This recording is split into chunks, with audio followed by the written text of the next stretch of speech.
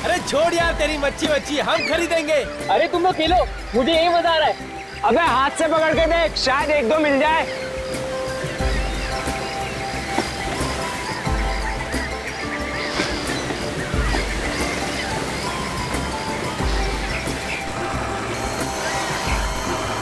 नहीं, कुछ फंस गया। क्या फंसा? अबे सब इधर आओ, बहुत बड़ी मछली है। Yes yes. रुक, संभल के खींच। अरे जोर लगा के। अरे खींच यार, लगता है बहुत बड़ी मछली है।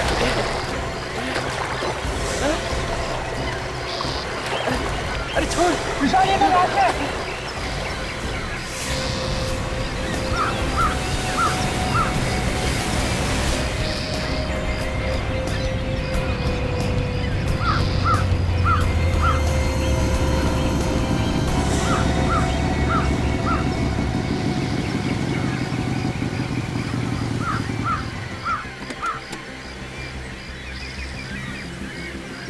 एक्सक्यूज मी, पीछे हटिए आप लोग।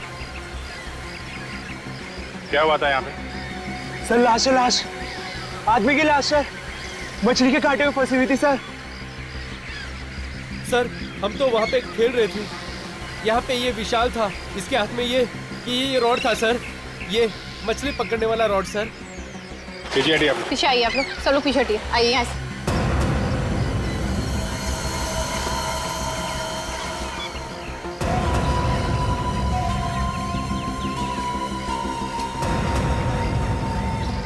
सचिन, जरा निकालो इसे। माय गॉड, सही लाश तो आधी है।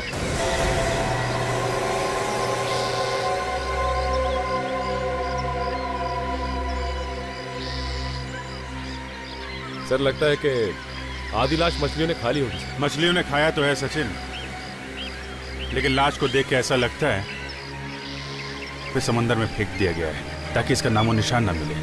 लाश आधी काटी गई है सर। काजल, सबको जाने दो, इनके नाम और पते नोट कर लो ताकि जरूरत पड़े तो दोबारा बुला सके। Yes sir. इतनी भयानक मौत है, लगता है इसका बाकी हिस्सा समंदर में कहीं बह गया है। जेब वगैरह देखो, कुछ पता चलता है इसकी आइडेंटिटी क्या है? सर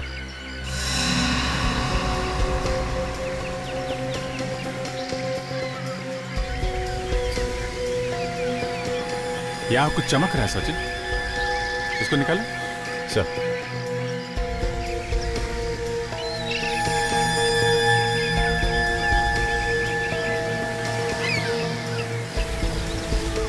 सर चाबी, किसी ने जूते के अंदर चाबी छुपा कर रखी है।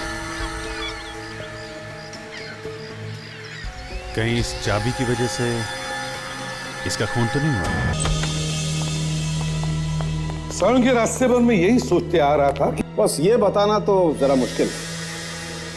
एक मिनट, गौर से देखो, कुछ दिखाई देता है?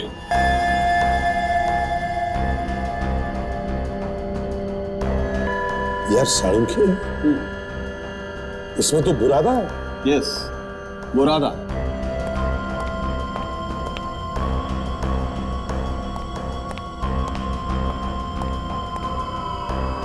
बुरादा और नमक इस लाश में से मिला है। इसके पेट में से? पेट में से नहीं, पेट पे से। ये बुरादा इसने खाया नहीं है बॉस, इसका पेट काटते वक्त ये बुरादा इसके मांस में चला गया है। और ये नमक? नमक समुद्र के पानी से। और एक बात सर, जिस तरह से ये लाश काटी गई है उससे ये पता चलता है कि इसे 100 ब्लेड से काटा गया है। लकड़ी काटने की आरी जिसमें नुकीले दांत होते हैं। तो इसका मतलब है इसे ऐसी जगह पे काटा गया है जहां पर लकड़ी काटने का काम होता है। देखो बॉस, इसके बाएं घुटने में आर्थराइटिस था। और ये देखो, ये दाएं घुटने की हड्डी टूटी होगी, तो टेढ़ी जुड़ी हुई है, राइट। और ये देखो, ये इसकी पेल्विक गर्डर। बस इसकी पेल्विक हड्डी की चौड़ाई और इन हड्डियों की हालत देखते हुए मुझे लगता है इस आदमी की उम्र 50 से 55 के बीच में होगी। 50 से 55?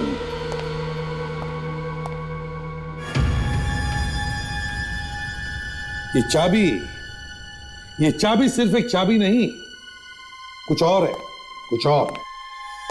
हाँ सर, इस चाबी का ताला कुछ स्पेशल होगा, क्योंकि ऐसी चाबी हर रोज देखने को नहीं मिलती है सर।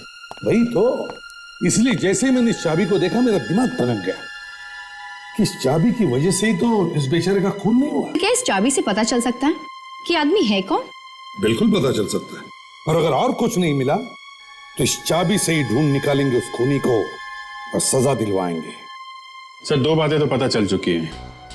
एक, ये आदमी 50-55 साल के बीच का है, और दूसरा, इसे ऐसी जगह मारा गया जहां पे लकड़ी काटने का काम होता है। सर, कहीं से भी किसी भी पुलिस स्टेशन में 50 से 55 साल के आदमी के गायब होने की रिपोर्ट नहीं है सर। इसका मतलब है अभिजीत इस बेचारे को कोई जानता ही नहीं, ना इसकी कोई लोग हैं जो इसके गायब होने की रिपोर्ट भी लिखवाएं पुलिस में। सर, ये चाबी बनाने वालों को दिखाते ही है चाबी, शायद वो बता सके इसके बारे में कुछ। हाँ जरूर, कोई ना कोई तो पहचानेगा इस चाबी को और बताएगा कि किस तरह के ताले में लगती है ये चाबी।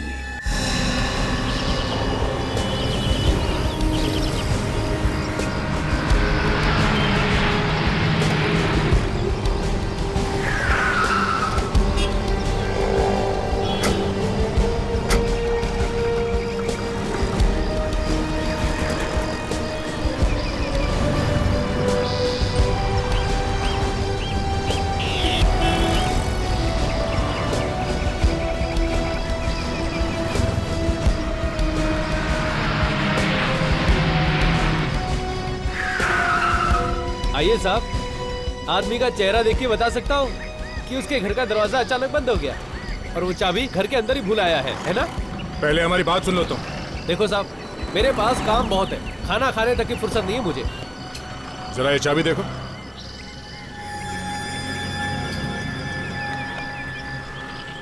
ये कहाँ से मिली साहब आपको? अच्छा, तो आपको ऐसी चाबी बनवानी है? इस चाबी का ताला है तुम्हारे पास? हमने तो सुना है कि इस तरह के चाबियों के ताले काफी मिलते हैं यहाँ पे। ये आप क्यों पूछ रहे साहब? कहीं कोई लंबा हाथ मारना है क्या? भाई देखने में तो आप लोग शरीफ लगते हैं। हम लोग सीआईडी से। सीआईडी? सलाम साहब। हाँ, हम लोग बहुत शरीफ लोग हैं, है ना? और कब तक? हाँ? कब तक? कब तक? जब तक सच सच बताओगे तब तक, समझा? समझ गया साहब। तो इस तरह के चाबियों के ताले कहाँ मिलेंगे? इस तरह के ताले फिलहाल तो इस शहर में नहीं बनते साहब। क्या बनते हुए? साहब, इस तरह के ताले दूसरे शहरों से बन के आते हैं, वो भी कोई अगर एग्जीबिशन वगैरह हो तो। अच्छा, हाल ही में इस तरह की कोई चाबी देखी है तुम? हाँ साहब, अभी 3 दिन पहले एक एग्जीबिशन में मैंने ये ताले देखे हैं। अभी शायद होंगे वहाँ। अभी भी एग्जीबिशन चल रहा है? हाँ साहब, हाँ साहब। कहाँ पे है ये एग्जीबिशन?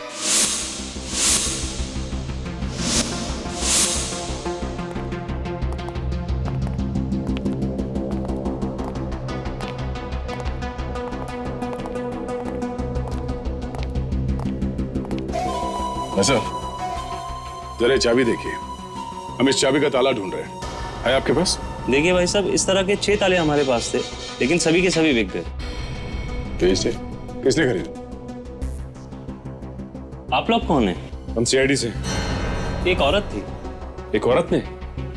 तुम उस औरत को जानते हो? हाँ, कुछ काट दिया था उन्होंने अपना।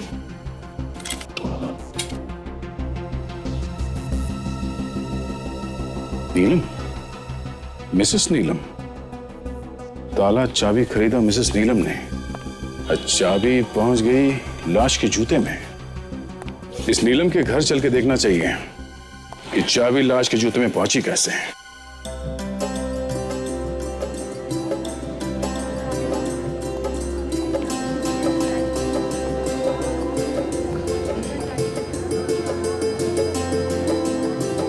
नमस्ते।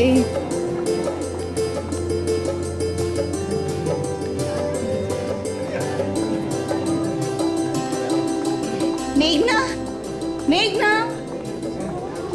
जी आंटी। मेघना, स्मृति तैयार हुई कि नहीं? जल्दी करो, देर हो गई। हाँ जी आंटी, स्मृति तो कब की तैयार हो गई है।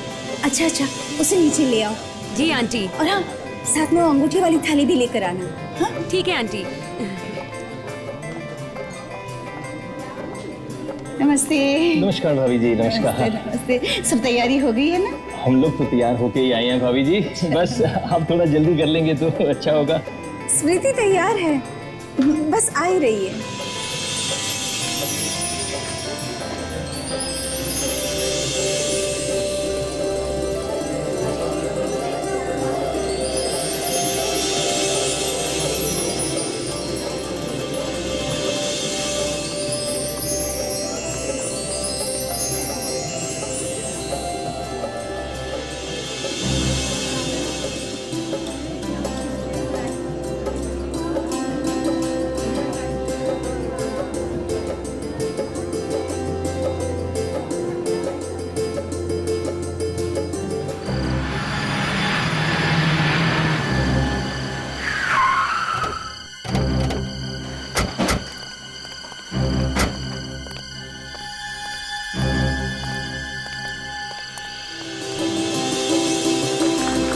एक मिनट।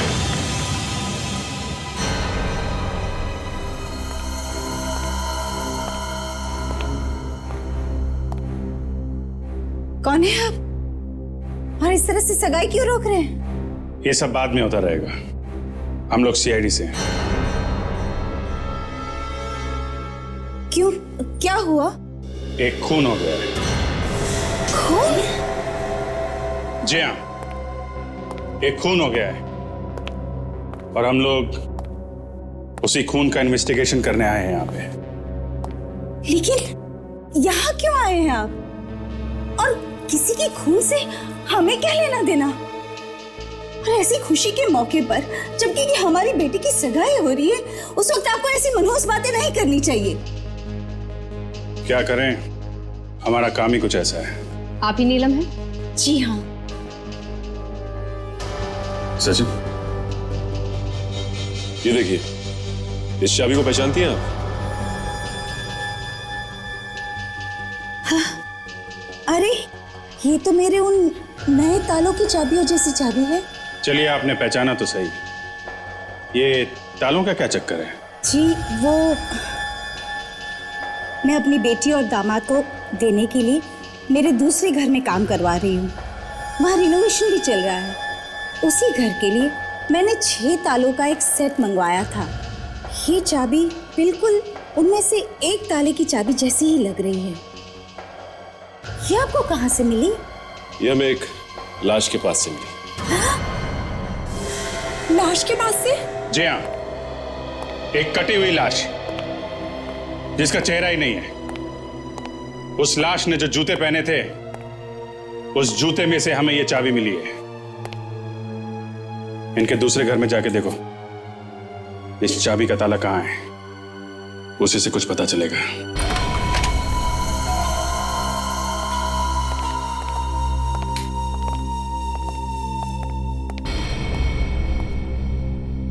लीजिए, खुद देख लीजिए। घर का रिनोवेशन चल रहा है। शादी के बाद ये दोनों यहीं आकर रहने वाले हैं। हाँ, वो तो दिख रहा है, घर का रिनोवेशन चल रहा है, मगर वो ताला कहाँ है? वो ताला जिसकी चाबी हमें मिली है, कहाँ है वो ताला? ताला? हाँ,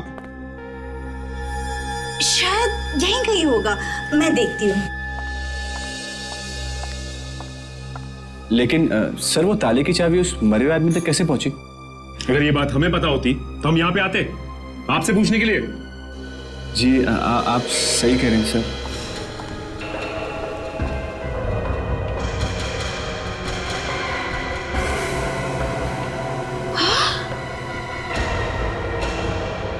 अरे ये क्या? क्या मिसेस नीलम, आप इस तरह क्यों चौंकी? वो एक ताला। क्या एक ताला? इसमें 6 ताले थे और अब एक ताला गायब है। ये बॉक्स मैंने खुद ड्रॉर में रखा था। ताला गायब है? जी। ड्रॉर में रखा हुआ ताला गायब है? मम्मा, वो कैबिनेट भी गायब है जो यहाँ पर रखा था। क्या कैबिनेट गायब है? कितना बड़ा था कैबिनेट? छोटा सा ही था। बड़ी अजीब बात है, कैबिनेट भी गायब है। पहले हमें चाबी मिलती है एक लाश के पास, और जब हमें पता चलता है कि वो चाबी किसी ताले की है तो ताला ही गायब होता है, और फिर साथ साथ कैबिनेट भी गायब होता है। तो कहीं वो ताला उस कैबिनेट पर ही तो नहीं लगा है? सर, अगर वो ताला उस कैबिनेट पर लगा हुआ है, इसका मतलब उस कैबिनेट में जरूर कुछ है जिसकी वजह से वो चोरी हुआ है। सचिन, घर की तलाशी लो अच्छी तरह से, एक एक कोना छान मारो, पता तो चले सच क्या है।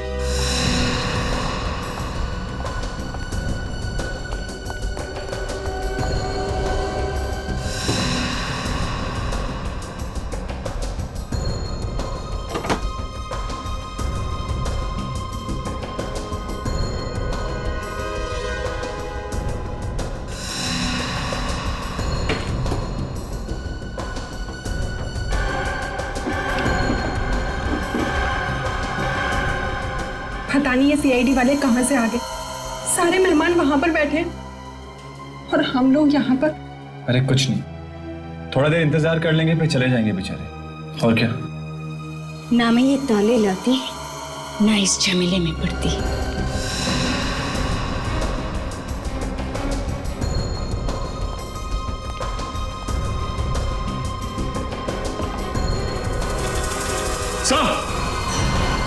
हाँ सचिन,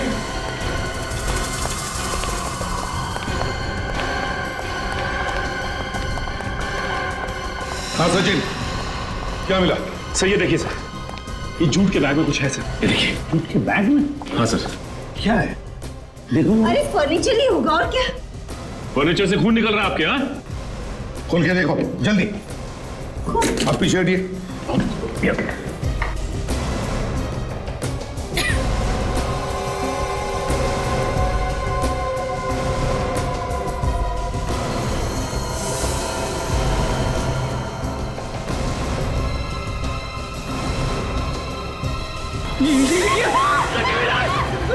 हाथ कटी हुई लाश। नीलम जी, ताला नहीं मिला नहीं सही, लेकिन ये लाश, ये धड़, ये जो आपके घर में से मिला, इसके बारे में तो पता होगा। किसका है ये? नहीं, मुझे नहीं मालूम। नहीं मालूम किसका है? तो चलो, ये तो पता होगा कहां से आया ये धड़। मैं नहीं जानती।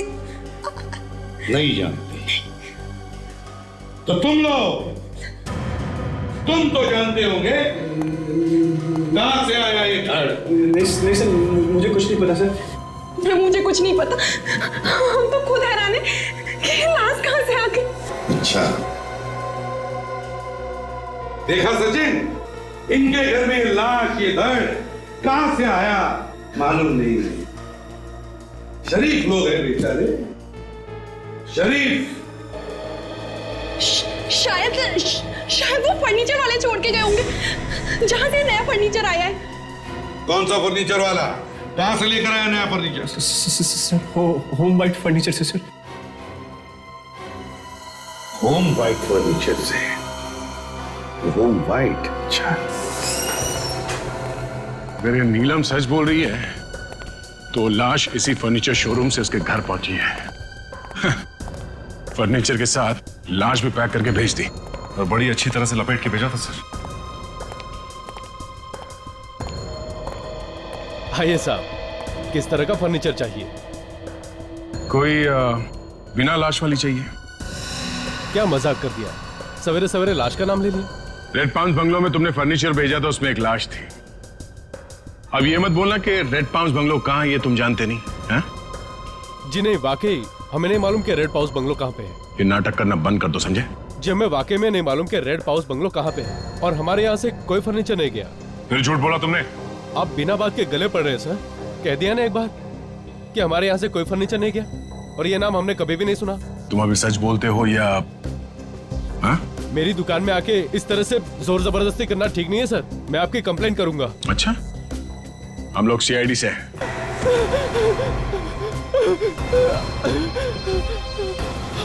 हाँ साहब, हाँ साहब, बंगले पर फर्नीचर हमारा ही जाता है। ये बात तुमने हमें पहले क्यों नहीं बताई? वो फर्नीचर हमारे यहाँ नहीं बना है सर। फिर झूठ बोला तुमने? वाकई झूठ नहीं है, वो फर्नीचर हमारे यहाँ नहीं बना। वो सारा का सारा फर्नीचर दामोदर ने बनाया है, उसने अपनी वर्कशॉप में। उसकी अपनी वर्कशॉप पे? ये दामोदर यहाँ पे काम करता है ना? जी नहीं। ये दामोदर रहता कहाँ है? जी नहीं मालूम। तुम्हारे साथ एक आदमी काम करता है और तुम्हें ये नहीं मालूम कि वो रहता कहाँ है? उसकी एक फोटो है हमारे पास। ग्रेट, जरा फोटो देना हमें। अभिजीत, एक बार फिर से देखते हैं कि क्या क्या हुआ था, क्योंकि लाश के टुकड़े इतनी तेजी से मिल रहे हैं कि एक एक चीज की खबर रखना जरा मुश्किल होते जा रहा है। पहले हमें मिली थी एक लाश, एक कटी हुई लाश, और उस लाश के जूते में से मिली थी एक चाबी, है ना? और फिर पता चला कि इस तरह के ताले एक एग्जीबिशन में मिल रहे हैं। एग्जीबिशन। और अभिजीत, एग्जीबिशन में हमें पता चला कि उसी तरह के 6 ताले मिसेस नीलम को बेचे गए। नीलम को। मगर नीलम के घर हंगामा मच जाता है, वहां पे हमें एक और लाश मिलती है, या यूं कह लीजिए कटा हुआ धड़ मिलता है, जिसका सिर नहीं। इसलिए सर अभी तक वो दूसरी लाश किसकी है इसका अभी तक कुछ पता नहीं चला है। और जब हम फर्नीचर की दुकान में पहुंचे तब पता चला कि सारा फर्नीचर का काम वो दामोदर कारपेंटर से करवाता था। दामोदर कारपेंटर जो अब गायब है। अब ये मरने वाला कौन है, उसका खून किसने किया, वो अलमारी कहां है, वो ताला कहां है, इन सारे सवालों का जवाब एक ही आदमी दे सकता था, दामोदर। और दामोदर गायब है। सर, ये दामोदर सिर्फ नाम का ही कारपेंटर है सर, उसका असली काम तो कुछ और ही है। अच्छा, क्या है? सर, ये एक पहुंचा हुआ अपराधी है। अपराधी है? हाँ सर, ये देखिए, अपहरण के जुर्म में 6 साल की सजा काट चुका है और अभी 2009 में ही छूटा है जेल से। अब तक लकड़ी काट रहा था, अब इंसान भी काटने लगा है। हाँ सर। यस डॉक्टर साळुंखे, क्या आप सच कह रहे हैं? ठीक है, हम लोग आते हैं। मतलब 2 खून? बिल्कुल। पहले का खून ही मिला नहीं, दूसरा खून हो गया। अलग अलग। ये देखो, ये डीएनए इस आदमी का है जिसकी लाश आपको समुद्र में मिली, और ये वाला डीएनए इस आदमी का है जिसकी लाश आपको नीलम के घर में मिली। और दोनों की उम्र भी अलग अलग है। बिल्कुल, इसकी उम्र 35 साल के आसपास है। दोनों लाशें कटी हुई हैं, तो शायद दोनों का खून एक ही तरीके से किया हो।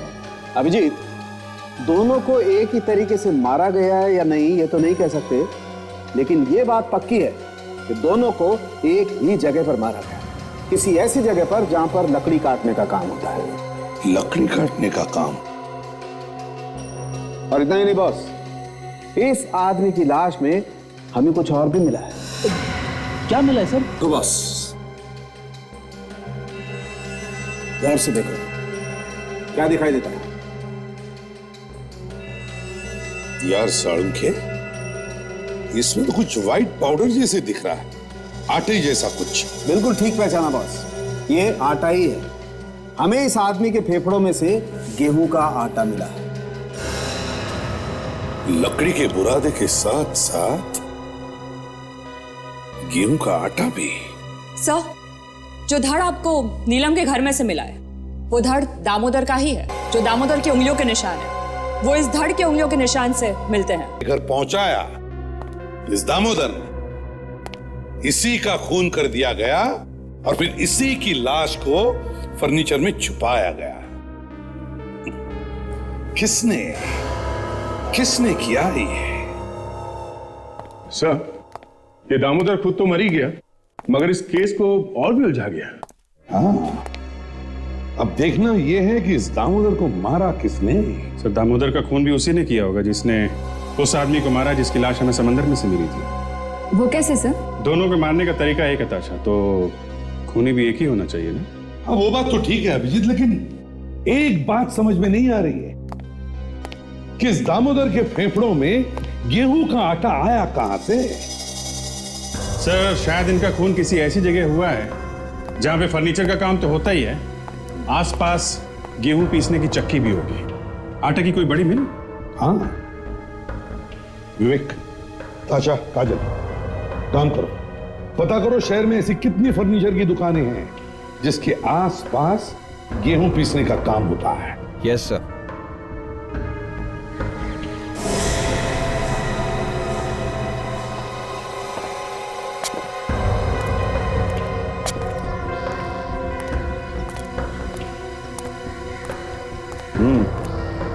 लगता है कोई काम आता ही छोड़कर चला गया है। जैसे दामोदर छोड़ के गया होगा मिल, वैसी की वैसी बंद पड़ी। बिल्कुल अच्छी तरह से ढूंढो।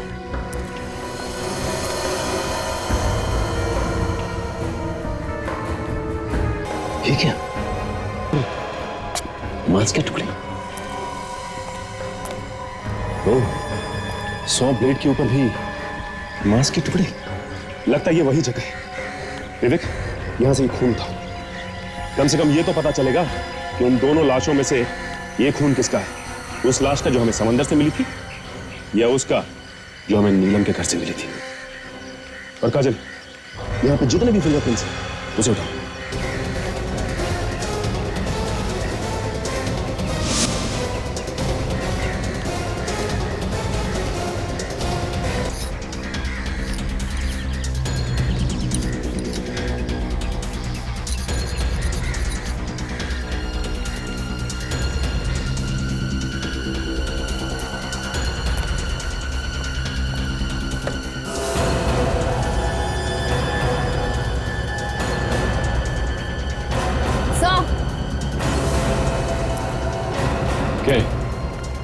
ये देखिए, शायद ये वही कैबिनेट है जो नीलम के घर से गायब हुआ है।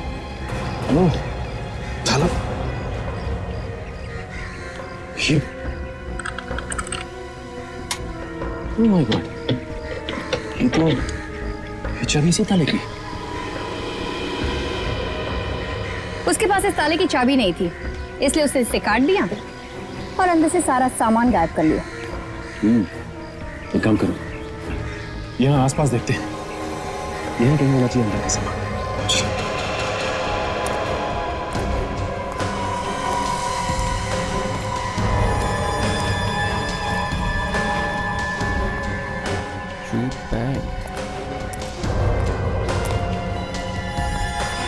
अरे ये बैग तो बिल्कुल वैसी है जैसे हमें नीलम के घर में से मिला।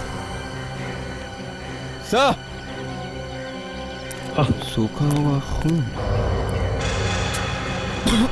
सर, इस बैग के अंदर कुछ गड़बड़ है। खोलो, देखते हैं क्या है।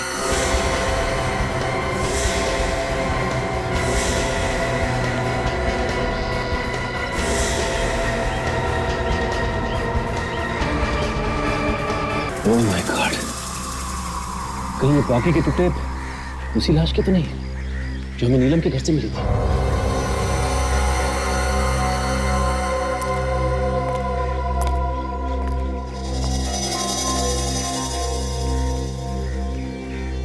लगता है कोई इंपॉर्टेंट पेपर्स है, और इन जले हुए पेपर्स में कुछ तो ऐसा था जिसे खूनी मिटाना चाहता था। और हो सकता है ये पेपर्स इसी कैबिनेट में हो। एक काम करते हैं, इसे फॉरेंसिक ले चलते हैं। सालुनके साहब इसमें से सारी खबर निकाल लेंगे।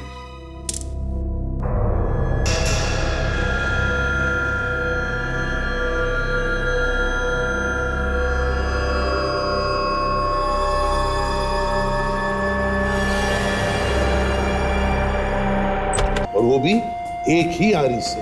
बिल्कुल। और सालुनके, वो जो बाकी के टुकड़े हमें मिले 100 मील में से, वो किसके हैं? वो टुकड़े भी इस दामोदर के ही। और वो कैबिनेट जिसकी वजह से ये सब हो रहा है, उस पर उंगलियों के निशान होंगे ना? हाँ है ना। तो हो सकता है वो खूनी के निशान हो ना? नहीं अभिजीत, वो निशान भी इस दामोदर के ही। बस खूनी ने अपना कोई भी निशान कहीं भी नहीं छोड़ा। प्रीमेडिटेटेड मर्डर। सर ये जला हुआ पेपर जो आप लोगों को उस लकड़ी काटने के कारखाने में से मिला था, हाँ। ये किसी फाइल का पेपर लगता है सर, जिसमें एक तरफ कुछ फोटो जैसा भी लगा हुआ था। फाइल का पेपर? जी सर, जैसे ही कुछ और इन्फॉर्मेशन मिलती है मैं आपको रिपोर्ट भिजवाती हूँ। नहीं तारिका, मुझे इस पेपर के बारे में डिटेल रिपोर्ट चाहिए, और वो भी जल्दी से जल्दी। एक बात तो पक्की है अभिजीत कि चाबी की वजह से उस आदमी का खून हुआ है। Yes sir. चाबी नहीं मिली तो पूरा का पूरा कैबिनेट ही उठा लिया। बाद में कैबिनेट को काटा, सबूत निकाले और जला दिया। मगर सर, नीलम के घर से वो कैबिनेट चुराया किसने होगा? दामोदर ने, और कौन चुरा सकता है? वही फर्नीचर डिलीवरी के बहाने घर में आसानी से आ जा सकता था, उसी ने उठा लिया होगा। सर, खूनी इस जले हुए कागज में ही छुपा है सर। सर। हाँ।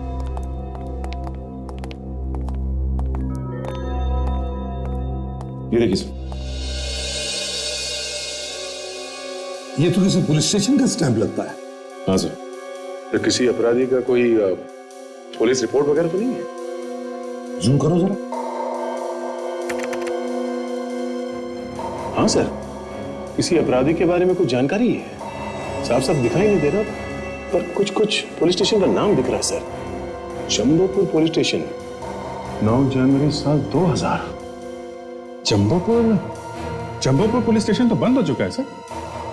पुलिस स्टेशन बंद हो चुका है? हाँ सर। कोई बात नहीं, सेंट्रल रिकॉर्ड्स में से इस आदमी के पूरे डिटेल्स निकालो। यही सबूत मिटाना चाहता था। ये हमारे इंचार्ज है सर। हेलो सर, कहिए मैं आपके लिए क्या कर सकता हूँ? पुलिस जो क्रिमिनल रिकॉर्ड रखती है वो सारे यहीं पे हैं या कहीं और भी रहते हैं? सर सारा का सारा यहीं पे है। Very good. हमें जंबोपुर पुलिस स्टेशन का 9 जनवरी 2000 इस दिन का पूरा रिकॉर्ड चाहिए। कितने केसेस थे उस दिन, किन किन लोगों को छोड़ा गया, किन को पकड़ा गया, सब देखना है हमें। मगर वो पुलिस स्टेशन तो 2007 में बंद हो गया सर। वो हमें मालूम है, हमें सिर्फ रिकॉर्ड दे। अभी लाता हूँ सर।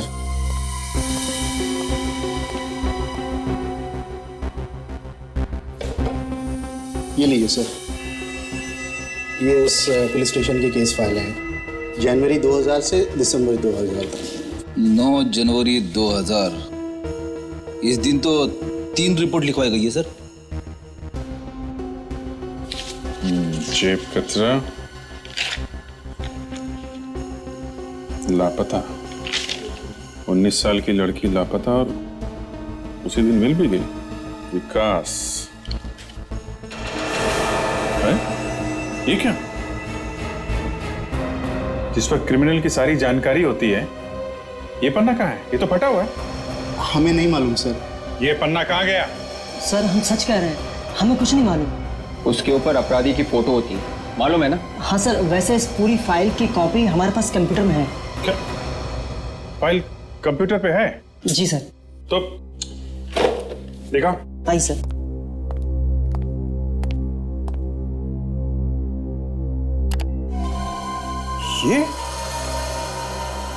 ये विकास है।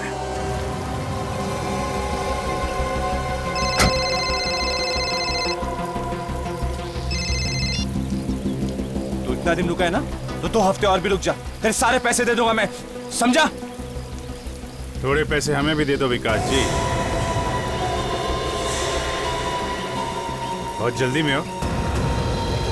अरे सर, ये तो आलोक है, हमसे कोई गलती तो नहीं हुई सर? हाँ सर, आप लोगों से जरूर कोई गलतफहमी हो गई है। सर मेरा नाम तो आलोक है, मैं किसी विकास को नहीं जानता सर। अरे ये कैसे हो गया? 9 जनवरी 2000 का पुलिस रिकॉर्ड तो बता रहा है कि तुम्हारा नाम विकास है।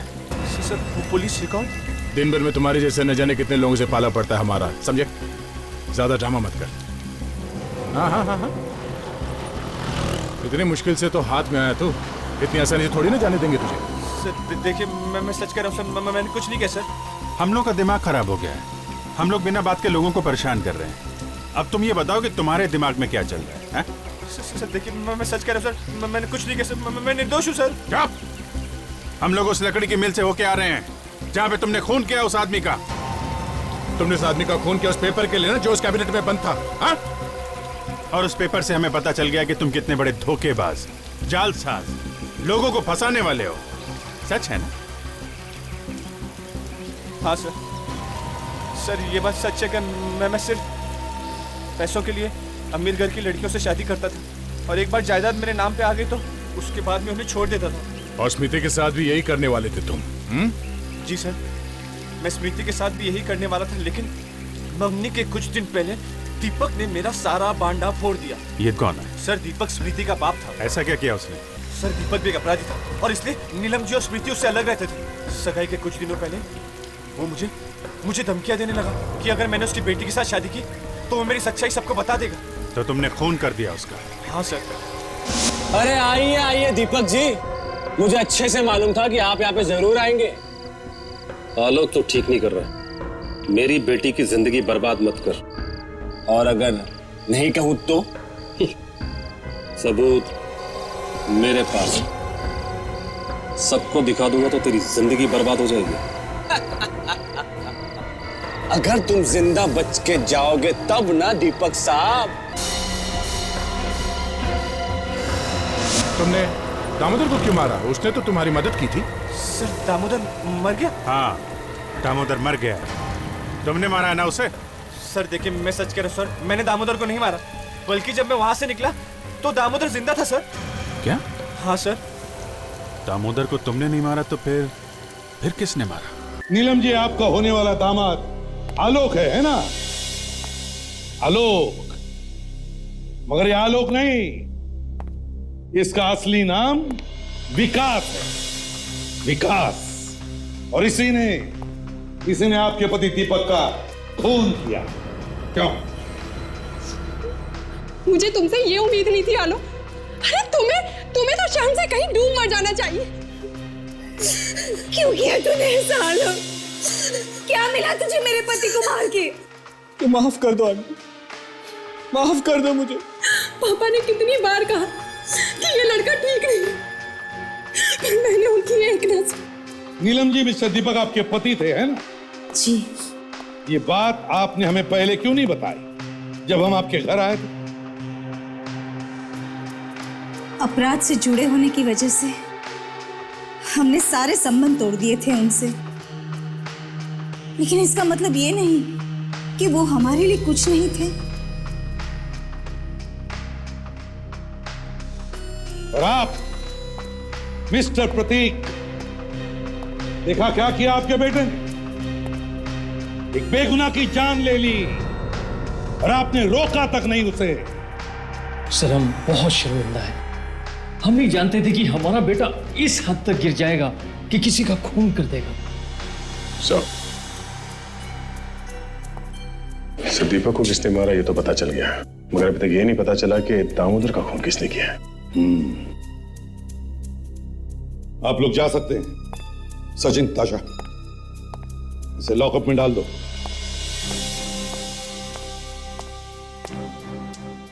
एक काम करते हैं, इस लकड़ी की फैक्ट्री में फिर से चलते हैं, आसपास पूछताछ करते हैं। किसी न किसी ने तो देखा होगा उस आदमी को जिसने दामोदर का इतनी बेरहमी से खून कर दिया।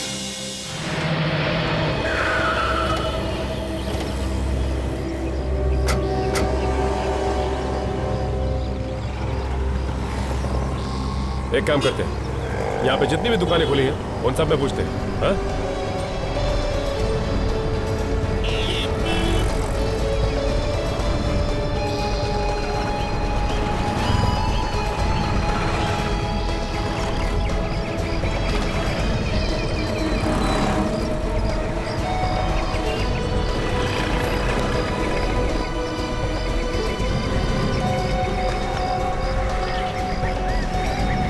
कोई भी कुछ भी बताने के लिए तैयार नहीं है। सब कह रहे हैं कि हमें कुछ नहीं मालूम। लगता है खून उस वक्त हुआ है जब सारी की सारी दुकानें बंद थी, इसीलिए किसी को कुछ नहीं पता। सीसीटीवी कैमरा, उस कैमरा की रिकॉर्डिंग देख के शायद कुछ पता चल सकता है कि उस रात कौन कौन आया और कौन कौन गया। हाँ, एक काम करते हैं, इसकी रिकॉर्डिंग को ब्यूरो मंगाते हैं। हाँ?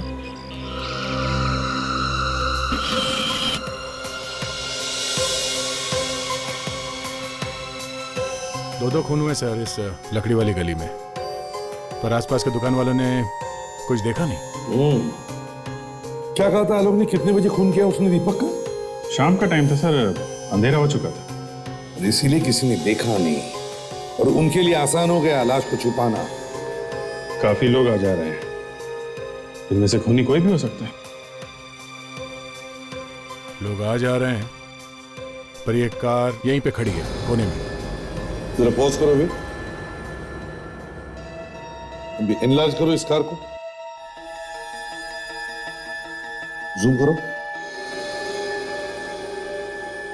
और बड़ी करो कार।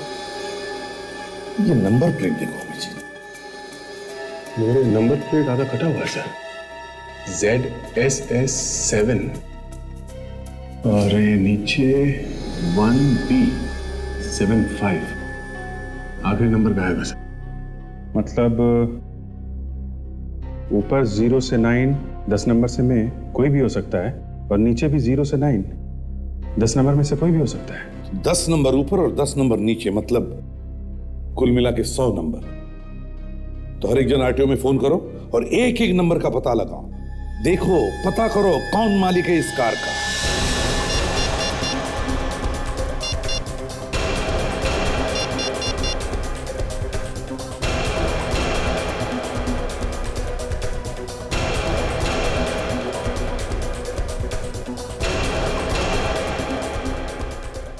ओके या थैंक यू सर। इस कार का मालिक मिस्टर प्रतीक है, ये आलोक का बाप है सर। आलोक का बाप? प्लीज नीलम जी, ऐसा मत कीजिए, ऐसा मत कीजिए। आप लोग जाइए यहाँ से, मैं आप लोगों की शक्ल भी नहीं देखना चाहती। इससे पहले कि मैं आप लोगों के साथ कुछ बुरा बर्ताव करूं, चले जाओ यहाँ से। अरे अरे नीलम जी, मेहमानों को इस तरह धक्के मार के नहीं निकाला जाता है। मेहमान तो भगवान होते हैं ना, इनकी तो पूजा करनी चाहिए। पूजा करने जैसी क्या चीज की है इन्होंने? हाँ, ये बात तो है। आलोक के साथ साथ मिस्टर प्रतीक के हाथ पे भी खून लगा हुआ है।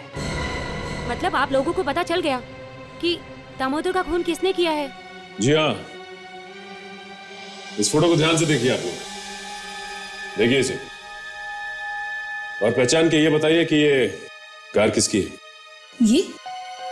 ये कार तो हमारी है ना? जी हाँ, आपकी कार। सगाई वाले दिन ये कार यहीं बाहर खड़ी थी ना? जी हाँ। मिस्टर प्रतीक, काम तो बड़ी सफाई से किया आपने, मगर एक गलती कर दी। ये कार लकड़ी के मिल के सामने छोड़ दिया आपने, जहां पे आपने दामोदर का खून किया था। दामोदर का खून? मैंने? ये क्या बात कर रहे हैं आप लोग मुझे क्यों फंसा रहे हैं? हाँ, दामोदर का खून तुम्ही ने किया है। मगर मैं तो उस दिन ऐसी जगह पर गया ही नहीं था। बुधवार की शाम को ये कार वहां पे थी जहां पे खून हुआ है। एक मिनट, बुधवार के दिन? शायद आंटी उस दिन तो गाड़ी आपके पास थी ना? नीलम, छोड़ दो उसे। तुम जो कर रही हो गलत कर रही हो। कल की छोकरी, मुझे मत सिखाओ क्या सही है और क्या गलत है। सर प्लीज मुझे बचा लीजिए। देखती, मैं सच कह रही हूँ, मैं मार दूंगी इसे। चलो हटो यहाँ से, चले जाओ यहाँ से सब लोग। आगे मत बढ़ो, मैं कहती हूँ आगे मत बढ़ो वरना मार दूंगी मैं इसे। कल की छोकरी? हाँ, मैंने मारा दामोदर को। क्यों मारा? क्यों तुमने उसे? हैं? क्योंकि उसने आलोक के साथ मिलकर मेरे पति दीपक का खून किया उस सौमिल में। लेकिन तुम्हें पता कैसे चला कि उन लोगों ने तुम्हारे पति का खून किया है? उस दिन फोन आया था। दीपक आलोक को रास्ते से हटाना चाहता था, लेकिन इससे पहले आलोक ने ही दीपक को मार दिया। फिर जब मैं सौमिल पहुंची, वहां जाकर जब मैंने देखा तो आलोक तो मुझे नहीं मिला, मगर दामोदर मिल गया और मैंने गुस्से में आकर उसी को मार दिया। जब तुम्हें पता था कि आलोक ने तुम्हारे पति का खून किया है, तो अपनी बेटी की शादी उसके साथ क्यों कर रही थी तुम? मैं अपनी बेटी की जिद के आगे मजबूर थी। आलोक के खिलाफ तुम्हें पुलिस में रिपोर्ट लिखवानी चाहिए थी, लेकिन तुमने खुद कानून को अपने हाथ में लिया है, एक खून किया है। अब जिंदगी भर जेल में सड़ना, अगर फांसी नहीं हुई तो।